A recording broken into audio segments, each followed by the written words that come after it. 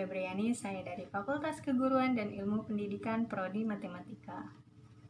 Jadi teman-teman, kali ini saya akan sedikit sharing tentang keterampilan dasar mengajar, yang dimana memiliki 8 keterampilan dasar mengajar.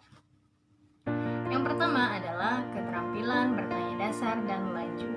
Nah teman-teman, bahwa kita ketahui seorang pendidik itu merupakan pembantu peserta didik dalam mencapai tujuan pembelajaran yang telah disepakati. Jadi sebelum belajar, pendidik ini harus dapat membangkitkan minat dan rasa ingin tahu peserta didik terhadap materi yang akan dipelajari. Kemudian setelah itu, pendidik juga harus dapat membuat atau memfokuskan perhatiannya kepada peserta didik agar mereka dapat terfokus terhadap permasalahan yang sedang dibahasnya. Nah, setelah itu, kemudian dapat membangkitkan aktivitas belajar siswa agar mereka dapat berpikir kritis. Selanjutnya, di sini ada 7 komponen keterampilan dasar bertanya dasar. Nah, yang pertama adalah, jadi di sini yang pertama pengungkapan pertanyaan secara jelas. Jadi seorang pendidik itu ketika bertanya kepada peserta didik itu harus jelas dan juga lebih singkat lagi agar mereka dapat mengetahui atau memahami pertanyaan tersebut. Yang kedua, pemberian acuan. Nah, untuk pemberian acuan sebelum bertanya, biasanya pendidik itu memberikan informasi-informasi yang dikaitkan dengan pembelajaran dan juga pertanyaan yang akan diberikan kepada peserta didik, agar mereka dapat gambaran terhadap pertanyaan tersebut. Nah, selanjutnya adalah pemusatan perhatian. Jadi ini sangat penting sekali bagi peserta didik juga dan pendidik bahwa harus adanya pemusatan perhatian. Jadi ketika ada yang menjawab, bagaimana caranya mereka itu harus dapat pemusatan perhatian. Selanjutnya yaitu pemindahan giliran. Nah, untuk pemindahan giliran di sini, misalnya nih, peserta didik A itu tidak dapat menjawab pertanyaan dari pendidik. Kemudian lemparlah pertanyaan itu ke peserta didik B. Nah, ketika peserta didik B menjawab, maka itu merupakan motivasi bagi peserta didik A, sehingga peserta didik A ini dapat mengungkapkan dan memikirkan ide-ide atau jawaban yang sesuai dengan pertanyaan tersebut. Kemudian untuk penyebaran. Nah, untuk penyebaran di sini artinya pendidik itu memberikan pertanyaan kepada peserta didik, seluruh peserta didik dengan pertanyaan yang berbeda. Tentunya di sini menyita waktu juga gitu ya. Tetapi boleh dilakukan jika memang itu dibutuhkan. Selanjutnya pemberian waktu berpikir. Jadi ketika pendidik bertanya kepada peserta didik, maka berilah waktu atau jeda waktu untuk mereka berpikir terlebih dahulu, memikirkan jawaban agar jawaban tersebut tepat dan juga sesuai dengan harapan pendidik. Selanjutnya pemberian tuntunan. Nah, ketika peserta didik sudah menjawab pertanyaan dari pendidik, misalnya jawabannya sudah benar, cuman kurang tepat gitu ya, maka pendidik dapat membantunya dengan memberikan gambaran-gambaran terhadap pertanyaan tersebut agar mereka dapat menjawabnya dengan benar dan juga baik. Nah, sesuai juga dengan harapan dari pendidik. Selanjutnya di sini adapun hal-hal yang harus diperhatikan nih teman-teman. Ada 2. Yang pertama, kehangatan dan keantusiasan. Jadi ketika seorang pendidik mengajar di depan kelas, maka itu diperlukan gestur tubuh, mimik wajah, kemudian cara penyampaian materinya seperti apa, suaranya juga harus bagaimana, itu sangat diperlukan sekali. Nah, adapun keantusiasannya itu sesuai dengan pembawaan atau penjelasan yang dijelaskan oleh pendidik. Kemudian kebiasaan yang harus dihindari. Ada 4. Yang pertama, menjawab pertanyaan sendiri. Itu tidak boleh. Jadi ketika pendidik itu memberikan pertanyaan kepada peserta didik, langsung dijawab oleh pendidik tersebut. Itu tidak boleh. Itu harus dihindari ya. Selanjutnya, mengulang jawaban dari peserta didik. Itu juga tidak boleh, teman-teman. Kemudian mengajukan pertanyaan secara berulang-ulang.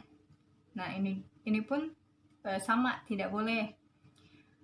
Nah, selanjutnya yang terakhir, meminta jawaban secara serempak dan dari peserta didik.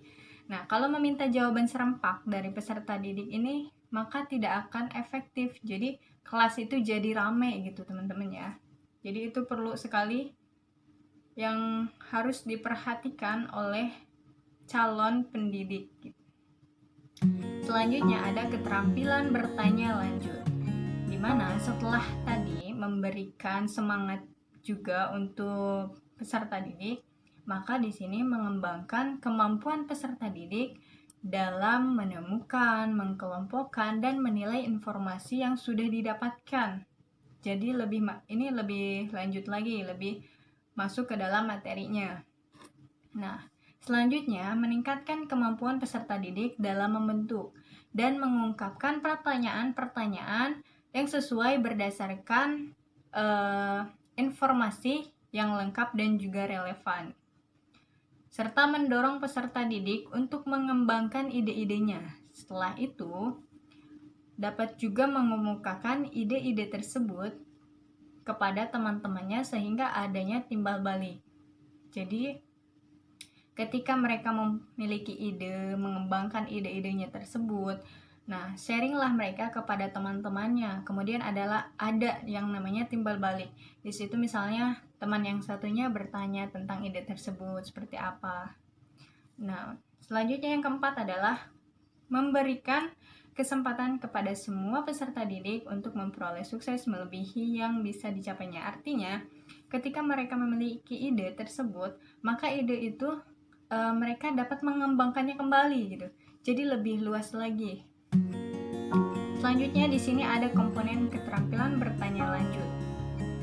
Yang pertama, pengubahan tuntutan tingkatan kognitif dan dalam menjawab pertanyaan. Jadi di sini itu bagaimana seorang pendidik itu, kalau misalnya dalam tingkatan kognitif kan biasanya mental siswa atau peserta didik itu kan berbeda-beda. Ada yang memiliki mental rendah dan juga ada yang memiliki mental yang tinggi. Nah, di sini bagaimana seorang pendidik atau seorang guru itu dapat menyesuaikan tingkatan kognitif tersebut. Misalnya, dimulai pembelajarannya dengan fakta-fakta tersebut, misalnya fakta-fakta dari materi yang akan dibahas, misalnya seperti itu. Ataupun ada yang lainnya seperti misal pemahaman, analisis, sintesis, kemudian evaluasi, bisa juga. Nah, selanjutnya di sini pengaturan urutan pertanyaan. Jadi, peserta didik juga tidak langsung diberikan pertanyaan dengan pertanyaan yang sulit, tetapi pendidik atau seorang guru itu harus dapat mengurutkan pertanyaan, misal dari tingkat yang mudah dulu, kemudian selanjutnya yang sedang seperti apa, dan yang selanjutnya adalah berpikir kritis, misalnya tingkat tinggi gitu.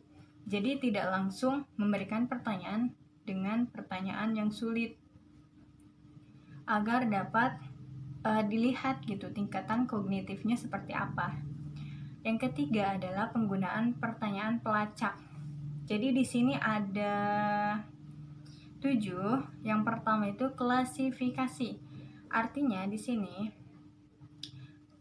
klasifikasi itu adalah memberikan, jadi misalnya gini, seorang pendidik itu menjawab pertanyaan, cuman pertanyaannya kurang tepat. Nah, disitulah seorang pendidik atau guru memberikan kata-kata lain agar dapat menjelaskan lagi nih peserta didik dengan kata-kata tersebut. Nah, selanjutnya meminta peserta didik memberikan alasan, argumentasinya ya. Terus meminta kesepakatan pandangan. Jadi, dari satu jawaban tersebut, mintalah kesepakatan pandangan pada peserta didik yang lainnya agar dapat diterima gitu jawabannya. Kemudian meminta ketepatan jawaban. Jadi, menganalisis kembali nih jawaban tersebut apakah benar atau tidak gitu. Kemudian, meminta jawaban yang lebih relevan lagi, lebih jelas lagi. Kemudian meminta contoh dan meminta jawaban yang lebih kompleks. Nah, untuk yang keempat dari komponen keterampilan bertanya lanjut adalah peningkatan terjadinya interaksi. Ya, otomatis ini akan adanya peningkatan terjadinya interaksi. Karena nanti semua peserta didik dapat ikut andil dalam jawaban-jawaban tersebut sehingga mereka dapat menuangkan ide-ide atau gagasan-gagasan mereka. Nah, selanjutnya di sini ada keterampilan memberi penguatan. Jadi keterampilan dalam memberi penguatan ini sangat penting bagi siswa agar mereka dapat termotivasi dan juga mereka dapat terdorong untuk belajar lebih giat lagi sehingga menimbulkan rasa percaya diri mereka dalam mengikuti pembelajaran. Meningkatkan perhatian itu perlu dan memotivasi juga perlu bagi peserta didik. Memberikan kemudahan dalam belajar kepada peserta didik itu sangat perlu. Jadi ketika belajar itu jangan sampai dikasih yang sulit dulu gitu, tetapi kasihlah yang mudah dulu, kemudian nanti bertahap sehingga mereka tidak merasakan pusing gitu ya dalam pembelajaran atau tidak mengerti. Selanjutnya di sini mengontrol dan memodifikasi tingkah laku peserta didik. Artinya seorang guru selain memberikan pembelajaran atau mengajar, seorang guru juga merupakan pendidik agar peserta didik itu ketika mereka memiliki tingkah laku yang negatif, maka pendidik inilah, seorang guru inilah yang harus berusaha untuk memberikan hal-hal yang positif agar seorang guru juga dapat mengubah tingkah laku peserta didik tersebut dari negatif menjadi positif gitu. Meskipun mengubah tingkah laku itu sangat sulit, di sini juga guru itu perlu kesabaran. Nah, selanjutnya mengarahkan kepada cara berpikir yang baik dan juga inisiatif pribadi. Selanjutnya di sini ada prinsip keterampilan memberi penguatan. Jadi prinsipnya itu yang pertama adalah kehangatan dan keantusiasan. Di sini perlu. Tadi sudah dibahas kehangatan dan keantusiasan itu seperti apa. Jadi dilihat dari gerak tubuh kita, cara kita berbicara, kemudian mimik wajah itu harus selalu senyum agar dalam pembelajaran itu tidak tegang dan juga tidak kaku gitu. Sehingga ada pun timbal balik dari peserta didik bisa juga dilihat dari mimik wajah mereka, gestur tubuh mereka seperti apa, seperti itu. Kebermaknaan. Jadi dalam memberi penguatan ini sangat bermakna bagi mereka karena mereka merasa termotivasi, terdorong untuk pembelajaran materi yang sedang dibahas, ataupun mereka merasa percaya diri mereka bisa dalam materi tersebut. Kemudian yang ketiga adalah menghindari penggunaan respon yang negatif. Ini perlu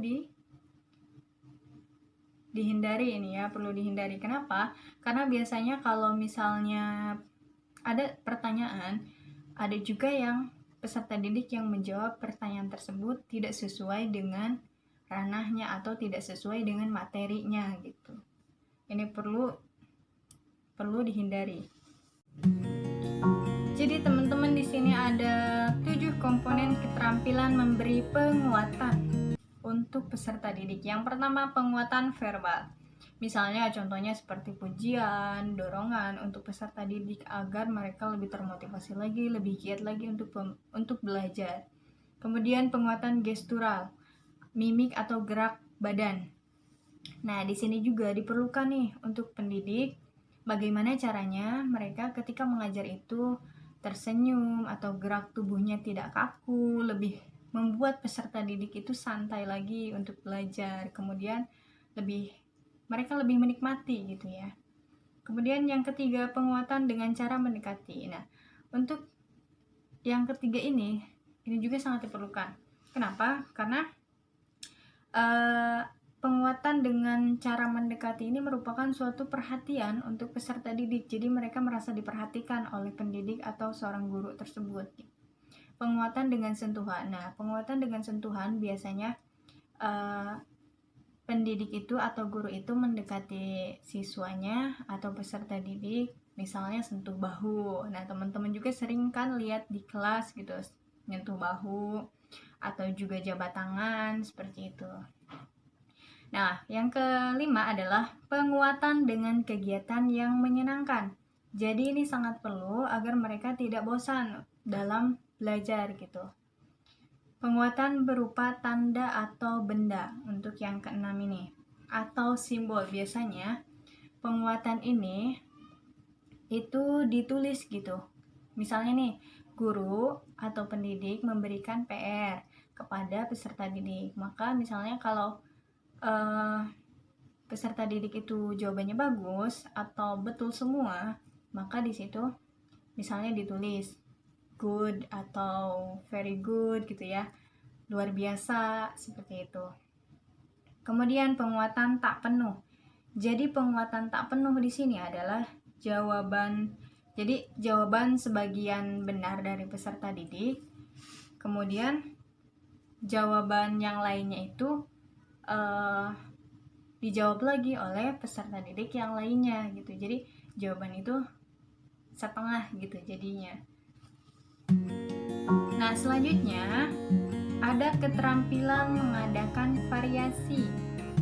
Jadi di sini bagaimana seorang pendidik itu dapat memelihara dan meningkatkan perhatian peserta didik terhadap hal-hal yang berkaitan dengan aspek belajar. Jadi lebih meningkatkan lagi perhatiannya agar mereka lebih mendapat penguatan gitu dari seorang pendidik. Selanjutnya, meningkatkan kemungkinan berfungsinya motivasi. Jadi pemberian motivasi juga sangat penting bagi peserta didik. Dan membentuk sikap positif terhadap guru dan sekolah. Nah, di sini juga harus memberikan sikap positif terhadap guru dan sekolah. Jadi kemungkinan ini untuk peserta didik ya. Bagaimana seorang peserta didik itu harus membentuk sikap positif gitu. Jangan sampai gitu ya, ketika guru belum mengajar itu mereka udah berpikir negatif duluan gitu. Jangan sampai. Nah, di sini membentuk sikap positif terhadap guru dan sekolah. Nah, selanjutnya kemungkinan dilayaninya peserta didik secara individual sehingga memberikan kemudahan untuk belajar. Nah, kalau misalnya untuk pemberian melayani peserta didik, jadi mengajarkan peserta didik itu secara individu gitu ya, satu-satu juga. Nah, di sini diperlukan, kenapa? Karena kalau ada yang kesulitan, biasanya guru itu mengajarkan secara individu gitu kepada peserta didik tersebut. Dan mendorong aktivitas belajar atau memberikan atau cara belajar peserta didik yang berkadar tinggi dengan cara melibatkan peserta didik melalui berbagai kegiatan atau pengalaman belajar yang menarik. Jadi ketika seorang pendidik itu sedang belajar dengan peserta didik dalam kelas gitu, melakukan pembelajaran, maka di sini perlunya aktivitas belajar. Bagaimana caranya seorang pendidik atau guru itu dapat mendorong aktivitas belajar peserta didik agar lebih menarik lagi gitu dalam pembelajarannya, sehingga mereka mampu untuk belajar dengan kadar tinggi gitu, atau tingkatnya lebih naik lagi seperti itu. Nah, selanjutnya ada prinsip keterampilan mengadakan variasi. Yang pertama, perubahan yang digunakan harus bersifat efektif. Kalau misalnya perubahan itu tidak efektif, otomatis kembali lagi ke pembelajaran yang sebelumnya atau cara mengajar yang sebelumnya. Nah, yang kedua adalah penggunaan teknik mengadakan variasi itu harus lancar dan tepat. Jadi di sini harus benar-benar sudah disiapkan, tidak boleh kaku lagi dan tepat dengan materi yang akan dipelajarinya. Kemudian penggunaan komponen-komponen variasi harus benar-benar terstruktur dan direncanakan. Ya, ini sangat perlu sekali ya, sangat penting. Ketika tidak direncanakan, maka akan terjadinya pembelajaran yang kaku gitu. Dan harus juga tersusun atau terstruktur. Yang keempat, menggunakan komponen mengadakan variasi itu harus luas dan spontan berdasarkan balikan dari peserta didik. Jadi ketika dalam proses pembelajaran, dalam proses belajar mengajar, di sini harus secara luas. Jadi bagaimana caranya seorang guru itu mengaitkan yang lainnya ke materi yang sedang dipelajarinya, sehingga adanya timbal balik dari peserta didik. Jadi teman-teman, di sini yang selanjutnya ada komponen keterampilan mengadakan variasi. Yang pertama ada variasi dalam gaya mengajar. Di dalamnya itu ada penggunaan variasi suara. Jadi seorang pendidik atau guru itu harus dapat mengetahui bagaimana caranya menyampaikan pembelajaran itu. Intonasinya seperti apa, nadanya seperti apa, volumenya, kecepatannya itu juga harus diatur gitu. Jangan sampai mengajar dengan suara yang tinggi atau yang rendah juga gitu, nggak bagus juga gitu ya. Bagaimana mereka dapat menyesuaikan gitu. Selanjutnya ada pemusatan perhatian. Jadi seorang pendidik juga harus dapat memusatkan perhatian peserta didik kepada pendidik atau guru, agar mereka dapat terfokus terhadap pembelajaran atau materi yang sedang dipelajari. Kemudian kesenyapan. Untuk kesenyapan di sini, misalnya nih, seorang pendidik atau guru itu sedang mengajar. Dengan tidak sengaja, peserta didik itu diam gitu, dan mereka mendengarkan apa yang disampaikan oleh pendidik atau guru. Kemudian mengadakan kontak pandang. Ini sangat diperlukan untuk pendidik juga gitu ya. Jadi jangan sampai pendidik itu tidak memandang peserta didik atau siswa. Nah, selanjutnya adalah gerak badan dan mimik. Jadi gerak badan juga tidak boleh kaku, kemudian harus luas dan lebih menguasai gitu. Kemudian mimik wajah juga itu harus perlu senyum, tidak boleh kelihatan seperti marah atau apa gitu ya. Jadi teman-teman, yang selanjutnya adalah perubahan posisi. Perubahan posisi ini bagi pendidik itu sangat penting. Karena apa? Nanti pendidik itu ketika mengajar di kelas itu agar tidak kaku kelihatannya, seperti itu. Lebih enjoy, lebih menikmati lagi gitu ya. Lebih menguasai teknik dalam materi tersebut.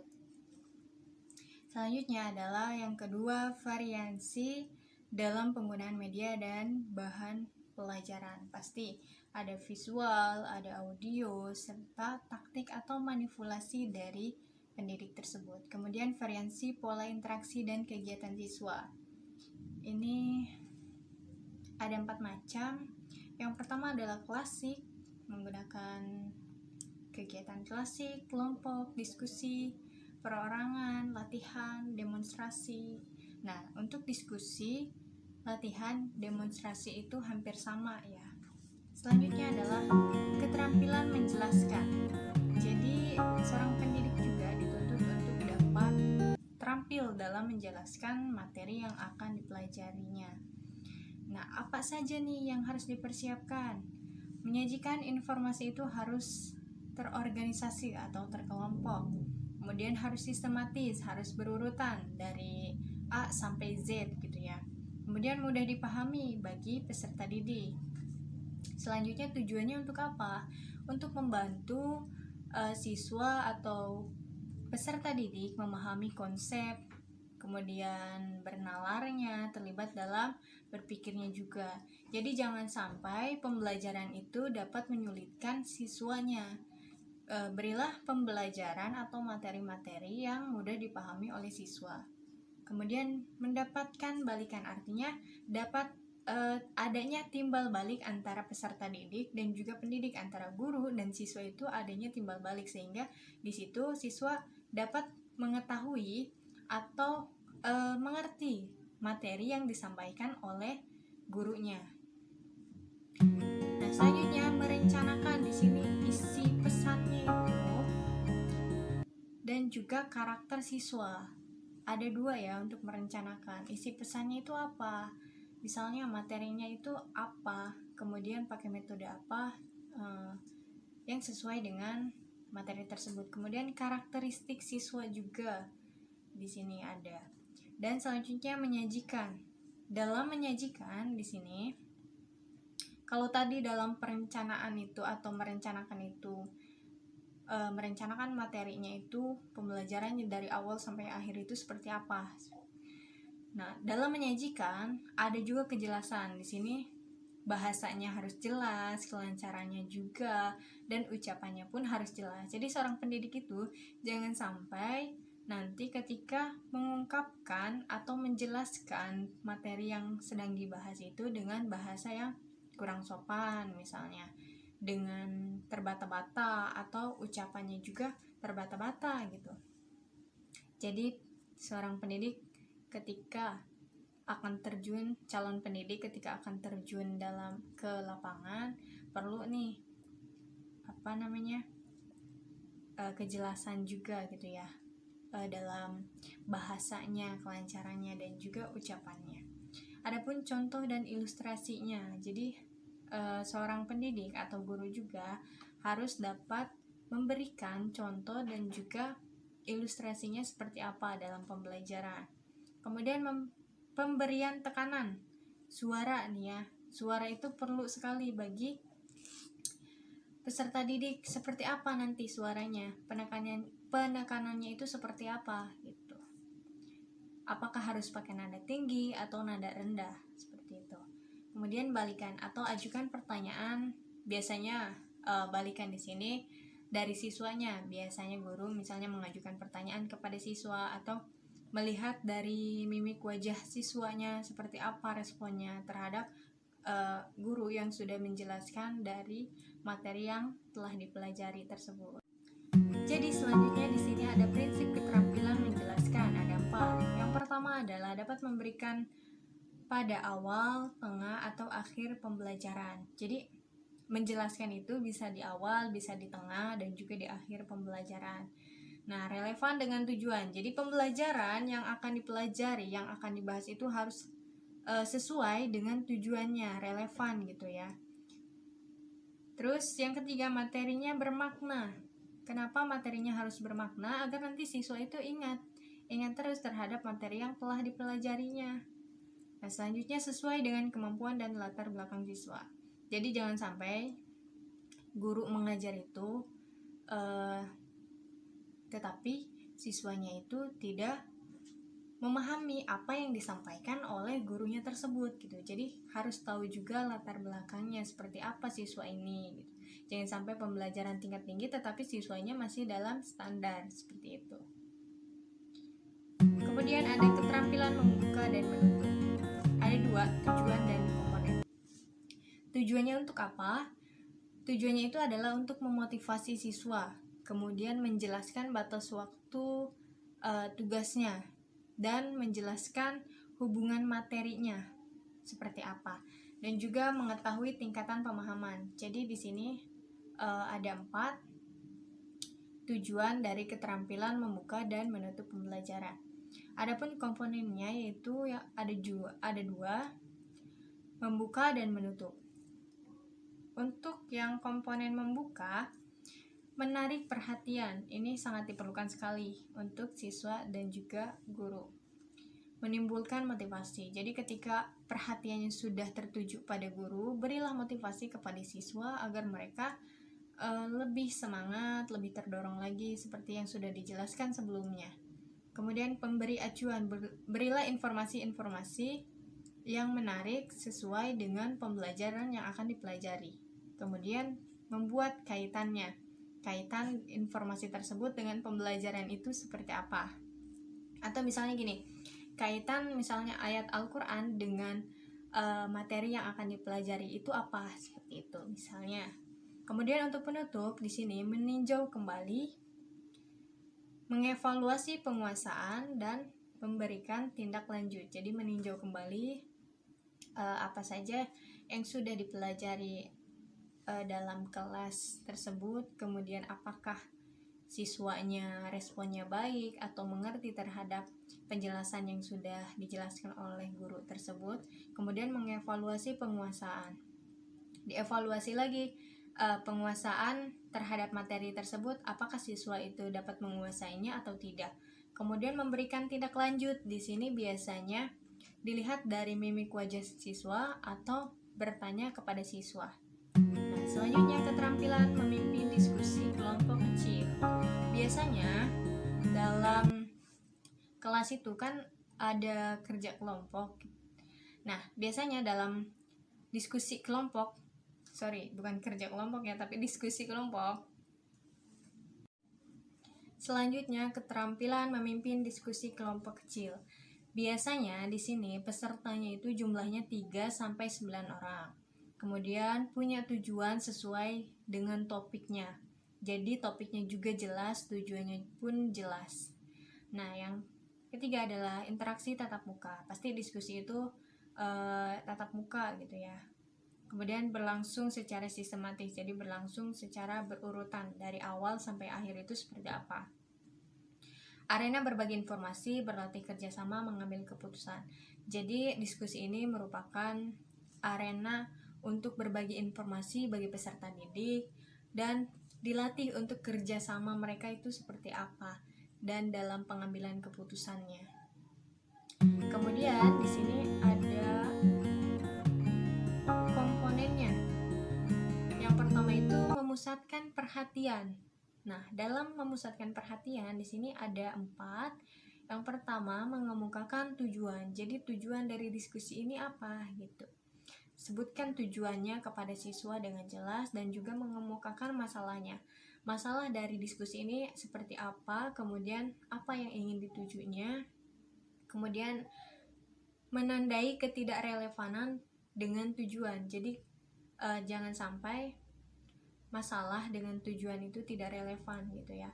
Jadi harus relevan. Kemudian merangkumnya. Nah, adapun yang kedua, memperjelas masalah. Memperjelas masalah ada 3 di sini, menguraikan kembali masalah, apa masalahnya gitu. Kemudian mengajukan pertanyaan. Dari permasalahan tersebut pasti menimbulkan pertanyaan. Jadi ajukan pertanyaan tersebut terhadap siswanya, atau misalnya kalau misalnya belum ada yang jawab ke gurunya, ajukan pertanyaan tersebut sesuai dengan permasalahan yang ada. Kemudian menguraikan gagasan. Nah, setelah ada pertanyaan, pasti ada jawaban atau gagasan, ide-ide dari siswa tersebut. Kemudian menganalisis pandangan siswa. Ada 2, yang pertama adalah meneliti alasan, kemudian yang kedua adalah memperjelas. Jadi ketika menganalisis pandangan siswa itu harus dapat meneliti alasannya itu seperti apa, kemudian memperjelas alasan dari siswa tersebut. Misalnya nih, ketika diskusi ada yang menjawab, meneliti alasan siswa tersebut, meneliti jawabannya, kemudian memperjelas ketika guru atau misalnya siswa menjawab pertanyaan, maka di situ guru dapat memperjelas pertanyaan tersebut. Oke, selanjutnya yang keempat adalah menyebarkan kesempatan partisipasi. Jadi ada 5 di sini, di mana seorang pendidik juga atau seorang guru itu harus dapat memancing pendapat. Jadi semua siswa harus berpendapat dalam diskusi tersebut. Jadi jangan sampai diskusi itu yang berbicara itu misalnya kelompok A dengan kelompok B saja gitu. Kemudian mencegah pembicaraan serentak. Nah, ini tidak boleh. Dalam diskusi harus berbicara satu persatu, mengeluarkan alasan atau pendapat atau argumentasi harus satu persatu, jangan sampai serentak gitu ya. Untuk mencegah monopoli juga ini tidak boleh. Mendorong siswa berkomentar harus pasti. Kemudian yang kelima, meminta pendapat dari siswa. Yang kelima adalah meningkatkan hasil pembahasan. Kemudian ada 5. Yang pertama adalah mengajukan pertanyaan kunci. Yang kedua, memberi contoh. Yang ketiga, memberi waktu berpikir, menghangatkan suasana, memberi dukungan. Artinya di sini, kalau misalnya dalam diskusi, seorang guru itu biasa memberikan kata kunci, artinya memberikan gambaran-gambaran kepada peserta didik agar mereka dapat ide gitu, agar mereka dapat gagasan dari gambaran-gambaran yang disampaikan oleh guru tadi. Sehingga dalam pemberian contoh juga di sini itu sangat perlu, dan memerlukannya atau pemberian waktu berpikir juga sudah dibahas sebelumnya. Kemudian menghangatkan suasana, jadi suasana dalam diskusi juga tidak hening atau tidak tegang, itu harus dapat menghangatkan agar dalam diskusi itu berjalan dengan baik dan juga tidak menegangkan, seperti itu.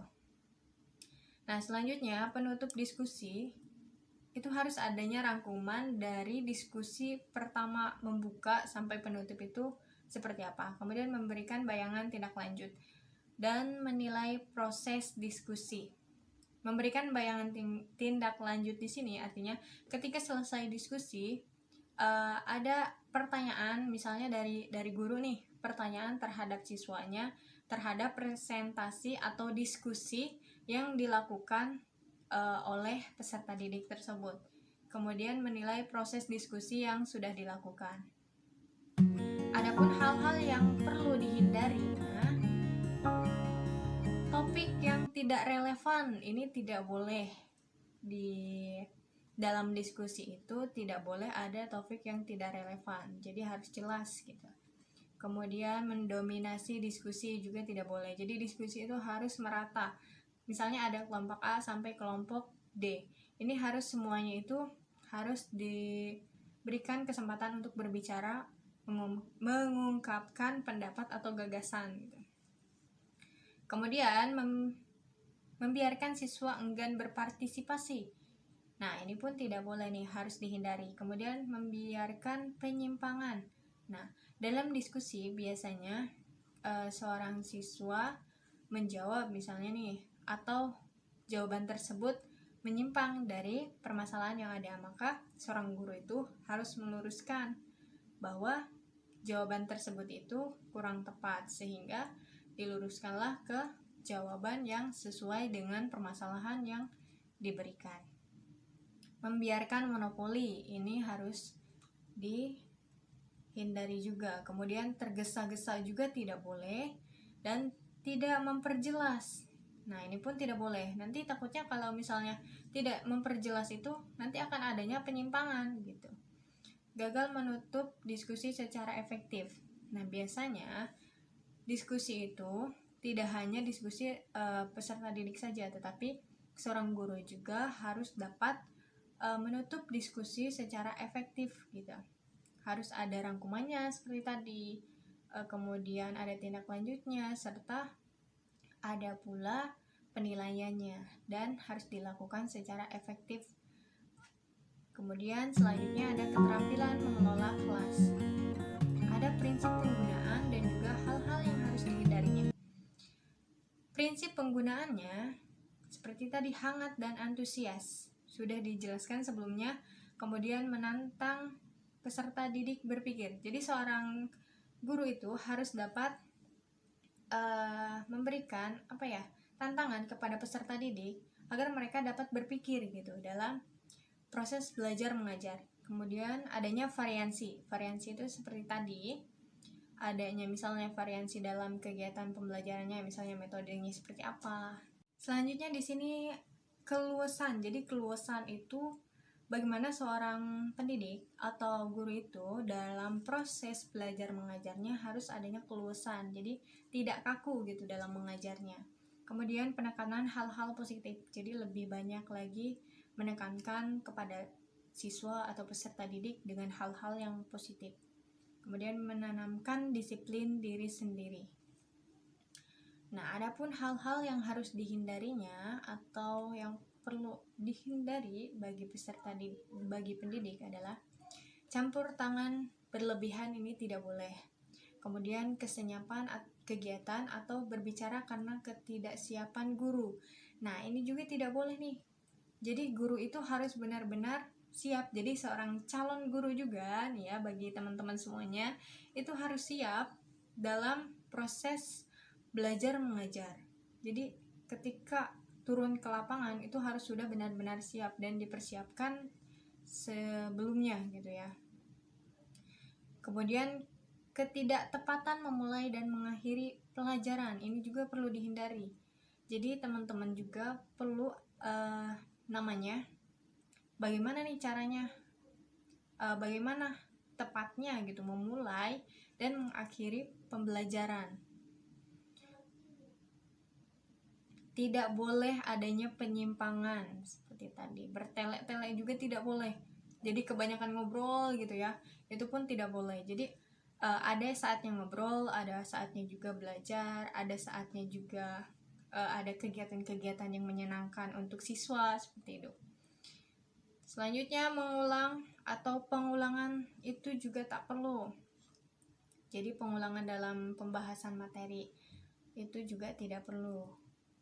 Kemudian ada komponen keterampilan mengelola kelas, ada penciptaan dan pemeliharaan kondisi belajar. Di sini menunjukkan sikap tanggap. Jadi seorang pendidik atau guru juga harus menunjukkan sikap tanggapnya kepada peserta didik.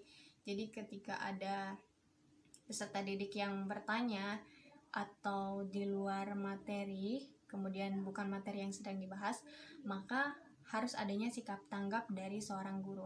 Kemudian membagi pelatihan secara visual dan verbal. Nah,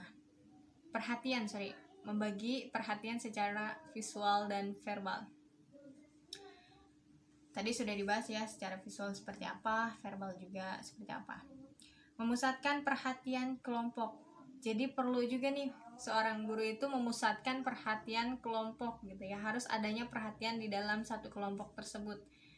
Ketika belajar kelompok, misalnya guru itu ada perhatiannya kepada kelompok A misalnya, seperti itu. Kemudian petunjuk yang jelas. Jadi harus adanya petunjuk yang jelas itu seperti apa. Kemudian menegur, bagaimana seorang pendidik atau guru itu menegur siswa misalnya yang bermain-main atau tidak memperhatikan penjelasan gurunya seperti apa. Dan penguatan juga sudah dibahas sebelumnya seperti itu. Kemudian selanjutnya pengendalian kondisi belajar. Di sini modifikasi tingkah laku. Jadi seorang guru itu harus dapat mengubah tingkah laku peserta didik yang negatif menjadi tingkah laku yang positif. Nah, ini sudah dibahas ya sebelumnya. Kemudian pengelolaan dalam proses kelompok. Kemudian menemukan dan mengatasi tingkah laku yang menimbulkan masalah. Jadi seorang guru juga harus dapat menemukan nih apa saja yang membuat tingkah laku peserta didik itu bermasalah gitu. Kemudian harus dapat mengatasinya seperti apa. Nah, yang terakhir ada keterampilan mengajar kelompok kecil dan perorangan. Komponennya yaitu mengadakan pendekatan secara pribadi. Jadi yang pertama hangat dan peka. Sudah dibahas juga hangat dan peka. Jadi seorang guru juga harus peka terhadap peserta didiknya atau terhadap muridnya. Yang kedua adalah mendengarkan dengan simpatik. Jadi biar lebih dekat lagi gitu terhadap peserta didiknya. Kemudian respon positif. Hubungan saling mempercayai antara guru dan siswa. Kemudian kesiapan membantu. Jadi seorang guru juga harus siap membantu siswanya ketika siswanya itu mengalami kesulitan. Nah, menerima perasaan siswa. Jadi mendengarkan dan menerima perasaan siswa itu seperti apa. Jadi misalnya nih seorang siswa tidak bisa terhadap materi yang dipelajari. Nah, itu harus dapat diterima oleh guru. dan dapat mengendalikan situasinya. Jadi harus dapat juga mengendalikan situasi dalam diskusi. Selanjutnya di sini pengorganisasian atau mengelompokkan. Yang pertama memberikan orientasi umum, kemudian yang kedua variasi kegiatan, yang ketiga membentuk kelompok yang tepat. Jadi jangan sampai kelompoknya itu yang pintar dengan yang pintar lagi, yang biasa gitu ya, atau yang kurang dengan yang kurang. Jadi jangan sampai seperti itu. Jadi pembuatan kelompok itu harus homogen. Nah, untuk yang kedua adalah mengorganisasikan atau mengelompokkan. Yang pertama itu di dalamnya itu ada memberikan orientasi umum. Selanjutnya, variasi kegiatannya seperti apa dan membentuk kelompok yang tepat. Jadi membentuk kelompok yang homogen. Koordinasi kegiatan, membagi perhatian, mengakhiri kegiatan. Jadi harus ada membagi perhatian juga gitu ya, guru terhadap muridnya, dan juga mengakhiri kegiatan dengan baik dan efektif. Oke, yang ketiga di sini membimbing dan memudahkan belajar. Ada poin-poinnya di sini. Yang pertama, memberi penguatan. Yang kedua, mengembangkan supervisi proses awal. Kemudian yang ketiga, mengadakan supervisi proses lanjut. Dan yang keempat, mengadakan supervisi pemaduan. Nah, selanjutnya yang keempat adalah merencanakan dan melaksanakan kegiatan belajar mengajar, yang dimana poin-poinnya menetapkan tujuan. Tujuannya itu apa? Harus dibicarakan atau diberitahu kepada siswa. Kemudian merencanakan kegiatannya itu seperti apa. Kemudian berperan sebagai penasehat dan juga membantu siswa menilai kemajuan sendiri. Artinya dalam kegiatan belajar di sini harus juga adanya RPP ya. Nah, adapun prinsip-prinsip keterampilan mengajar kelompok kecil dan perorangan. Yang pertama, variasi pengorganisasian atau variasi pengelompokan. Pilih topik yang sesuai. Kemudian akhiri dengan rangkuman atau kesimpulan agar mereka dapat menyimpulkan dari diskusi kelompok tersebut. Selanjutnya adalah kenali siswa secara individual agar dapat memudahkan dalam proses belajar mengajar, dan beri kesempatan kepada siswa bekerja secara bebas. Jadi jangan sampai pembelajaran itu mengekang siswa gitu, sehingga siswa dibuat pusing dan juga dibuat tidak mengerti. Jadi ada kalanya seorang guru itu memberikan kesempatan kepada siswa bekerja secara bebas. Oke teman-teman, hanya itu saja yang dapat saya sampaikan. Kurang dan lebihnya mohon maaf. Wassalamualaikum warahmatullahi wabarakatuh. Sampai jumpa.